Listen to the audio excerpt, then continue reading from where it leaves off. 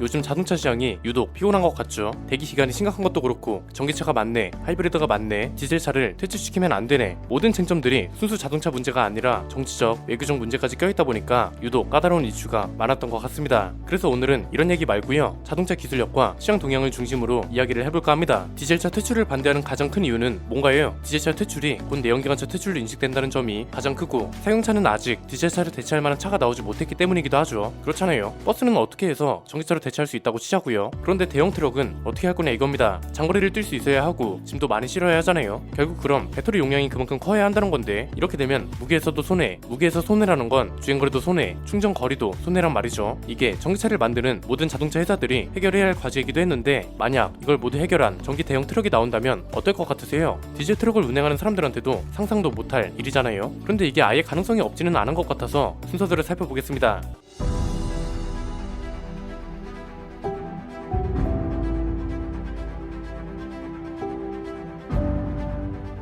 테슬라가 전기트럭 세미를 처음 공개한 지 4년 만에 본격적인 생산에 들어간다고 합니다. 2017년 11월에 처음 공개한 대형 트레일러죠. 일론 머스크가 트위터에 공개한 내용을 보면 12월 1일부터 고객 인도가 시작될 거라고 합니다. 1톤 트럭 정도는 어떻게든 전기차로 바꿀 수 있다고 생각할 수 있습니다. 그런데 대형 트레일러는 어떻게든 바꿀 수 있는 영역이 아니죠. 기본 몇십 톤 이상의 짐을 장거리로 이동시켜야 하고, 심지어 시간도 늦어지면 안 되기 때문에 주행거리 증가, 충전 시간 감소, 경량화, 이런 모든 걸 해결해야 전기차로 바꿀 수 있는 영역이었습니다. 그런데 일론 머스크 트윗을 보면 세미의 주행 가는 거리가 805km에 달한다고 합니다. 이건 좀 놀랍죠. 만약 이게 사실이라면 그간 다른 회사들이 해결하지 못했던 걸 일론 머스크가 해결했다는 게 되잖아요. 머스크가 언급한 내용을 조금 더 볼까요? 세미 트럭은 모터를 3개 장착하고 어떤 속도에서도 즉각적인 토크와 출력을 발휘해서 운전자의 안전뿐만 아니라 교통체증 해결에도 효과적일 거라고 합니다. 화물이 완전히 적재된 상태로 제로 120초를 기록하고, 경사도가 5%인 도로를 오를 때도 고속도로에서 무리 없는 수준으로 속도를 유지할 수 있다고 하고요. 유지비도 저렴하다고 합니다. 일반 트럭하고 비교하면 마일당 2.5배 저렴하다고 하는데, 어떻게 이런 계산이 나온 건지 보니까 아직 구체적인 이야기는 없었습니다. 대신 세미트럭 구매 초기 3년 내에 최대 2억 8,500만 원을 절감할 수 있다는 숫자를 제시하긴 했습니다. 이거랑 눈에 띄는 게 충전 시간입니다. 30분 만에 70%까지 충전이 가능하다고 하는데, 우리가 계속 문제 삼던 충전 시간도 해결됐다는 거죠. 여기까지만 봐도 흥미로운데, 세미트럭하고 관련해서 우리가 주목해야 할 건 크게 3가지입니다. 첫 번째는 만약 일론 머스크의 주장이 사실이라면 어떤 일이 발생하냐 이겁니다. 일단 세미트럭이 머스크가 주장한 대로 완벽한 스펙을 갖췄다고 가정해 보겠습니다. 이렇게 되면 전기 트레일러 시장이 열리지 않을 거라는 법이 없죠. 왜냐면 이건 모든 사람들 입장에서 이득이거든요. 일단 국가 차원에서 위해 물질 배출량을 크게 줄일 수 있습니다. 지금 초대형 트럭들 중에서 신차는 문제가 덜하겠지만, 노후 트럭들은 환경 오염에 큰 영향을 끼치면서 안전 문제도 무시할 수 있기 때문에 퇴출 우선순위라는 건 부정할 수 없습니다. 이런 노후 디젤 트럭들을 전기 트럭으로 바꾸지 못한 건 기술적 한계가 뚜렷했기 때문입니다. 그런데 이걸 해결했다고 하면 바꾸지 않을 이유가 없죠. 그래서 국가 차원에서는 국제사회의 환경 규제를 보다 빠르게 충족할 수 있다는 게 가장 크고요. 회사 입장에서는 어떤가요? 상용 전기차 보조금이 승용차보다 훨씬 많습니다. 1톤 전기 트럭이 4천만 원 정도 하면 2천만 원 정도가 보조금으로 나갈 정도로 차이가 큽니다. 이렇게 차이가 나는 이유는 승용 전기차는 개인 단위로 주급되는 게 대부분인 반면에, 상용 전기차는 회사 단위, 더 크게 보면 지자체 단위로 보급되는 경우가 많기 때문입니다. 이건 너무 당연한 겁니다. 당장 버스만 봐도 공공재에 가깝기 때문에 국가가 복지 차원에서 지원한다는 개념도 있잖아요. 대형 트럭은 지역 경제랑 연결됩니다. 만약 우리 지역에 있는 큰 물류센터가 가지고 있는 트럭이 죄다 노후 디젤 차예요. 이걸 싹 다 바꿔야 하는데 정작 바꿀 돈이 모자라요. 그래서 물류 업무도 평소보다 절반 수준밖에 못 돌리고, 이건 결국 지역 경제가 침체되는 원인이 된다는 거죠. 물류라는 건 특히 지역 경제를 넘어서 국가 경제의 흐름, 더 나아가면 무역과도 연결이 되기 때문에 국가 입장에서도 지원할 필요가 있는 겁니다. 개인한테도 이득입니다. 만약 머스크의 주장이 사실이라면 개인은 대형 전기 트럭을 구매할 때 보조금을 크게 지원받을 수 있을 뿐만 아니라 유지비까지 저렴하대요. 화물차 운행하는 분들이 가장 공감하는 게 기름값이거든요. 디젤 엔진이 힘이 좋은 것도 있지만 한번 주유하면 가솔린차보다 오래 간다는 것도 굉장히 중요합니다. 이건 기름값 지출하고도 연결되고, 가솔린차보다 오래 간다는 건 주유소에 가는 횟수가 적다는 거니까 배송시간 절약도 한몫하죠. 주행거리가 800km 이상이고 30분이면 70% 충전이 가능하고, 어차피 의무 휴식 시간도 있겠다. 디젤 트럭보다 유지비도 2억 9천만 원 가까이 절약할 수 있다는데 개인도 이걸 외면할 이유가 없다는 거죠. 두 번째는 이런 장점을 그대로 가져가면 보급도 굉장히 빨라진다는 겁니다. 일단 테슬라는 세미트럭 보급이 상당히 순조로울 것으로 보입니다. 당장 첫 번째 양산차를 펩시에 납품할 거라고 하는데, 이미 초대형 흡사한 기업하고 계약을 했다는 거잖아요. 미국 내에서의 세미트럭 보급은 상당히 빠를 것으로 예상합니다. 펩시 같은 큰 회사가 세미트럭을 이용하게 되면 이게 미국의 상징으로 자리 잡는 것도 금방이거든요. 여기에 인플레 감축법도 한몫합니다. 화물용 전기 트럭에 5,700만 원 가까운 세금 혜택을 제공하기 때문에 보급량을 늘리기 위한 내부적 요인은 이미 충분하다는 거죠. 외부적 요인도 마찬가지입니다. 만약에 세미트럭이 머스크가 주장하는 스펙을 100% 갖추고 있다면 이건 결국 디젤 트레일러를 전기 트레일러가 대체할 준비가 끝났다는 소리거든요. 이걸 다른 제조사라고 못할 이유가 없습니다. 현대차 그룹도 그렇고 폭스바겐 그룹도 그렇고 언젠간 이 방법을 찾을 수밖에 없습니다. 세미트럭이 이 과제를 완벽하게 해결했다. 그러면 그냥 이걸 사다가 분해하고 연구하기만 해도 굉장히 많은 힌트를 얻을 겁니다. 전 세계적으로 보급량을 늘리기가 더 수월해진다는 거죠. 이렇게 되면 디젤 트럭을 몰던 차주들은 상상도 못할 일이 벌어지기 시작하는 겁니다. 그간 수많은 이유 때문에 디젤 트레일러는 전기 트레일러가 절대 대체할 수 없다고 생각했는데 이걸 테슬라가 해결하기 시작했다는 거나 마찬가지니까요. 세 번째는 그렇다면 머스크의 주장은 정말 믿을 만한 건지, 만약 이게 거짓이라면 어떤 문제가 발생할지도 살펴보겠습니다. 일론 머스크의 주장이 믿을 만한 건지는 차가 나와봐야 아는 겁니다. 그리고 우리나라에 들어올지도 아직 모르고 환경부 기준으로는 주행거리가 얼마나 나올지도 모릅니다. 대신 기대할 부분이 아예 없는 건 아니라는 것도 중요하죠. 지금 혁신이라 불리는 거의 모든 것들은 사람들의 예상을 빗나가면서도 대박이 났기 때문에 혁신이라 불리는 겁니다. 스마트폰이 우리 생활을 지배할 거라는 걸 일반 소비자들이 예측했을까요? 로봇이 사람의 일을 대신할 거라는 것도 과거에는 상상이나 했을까요? 테슬라도 마찬가지죠. 전기차라는 게 생소할 때 테슬라가 유독 곽광받은 이유는 뭔가요? 지금까지 보지 못했던 차들을 만들었기 때문이죠. 승차감이 최악이고 풍절음이 일상인 만듦새라도 소비자들이 열광한 이유가 여기에 있는 겁니다. 여전히 논란이긴 하지만 오토파일럿을 중심으로 기술력을 알렸고 미래 자동차는 이런 모습일 거라는 상상 속의 일들을 현실로 만들고 보급형 전기차를 출시해서 실제로 전세계 전기차 보급량이